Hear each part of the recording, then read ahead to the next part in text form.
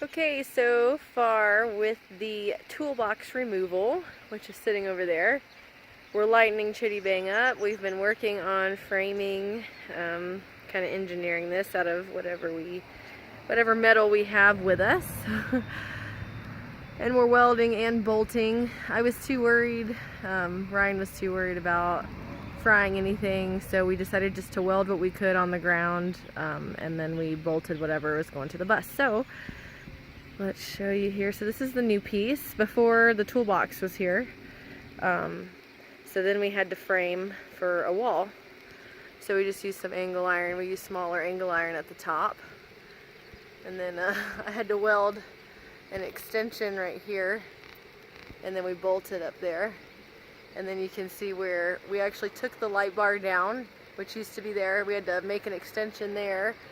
And then we just kind of pieced it together. And I don't think we're going to put the light bar back up. We are leaving the camera. I'm going to run this wire for the winch control. I think we're going to just put it right here on the wall. The steel, it's kind of been a few days. It's there, it's cut out, it's ready to go. We just have to put it up. Put in a new latch. We had some flat bar that we used so we can close the ramp here. And anyway, it looks really good. I'm really excited about it. We're almost done, bit by bit, and without having to spend a ton of money. I think we spent 40 to 60 bucks on this. This is actually 16 gauge hot rolled steel. Everything else we've gotten is cold rolled. So, but we're in Arizona.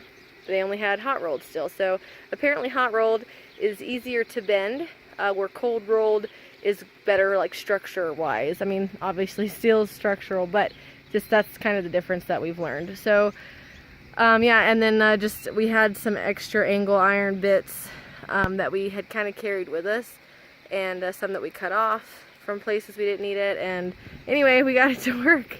Super proud of us. And that's the update so far. I'll let you know when it's done.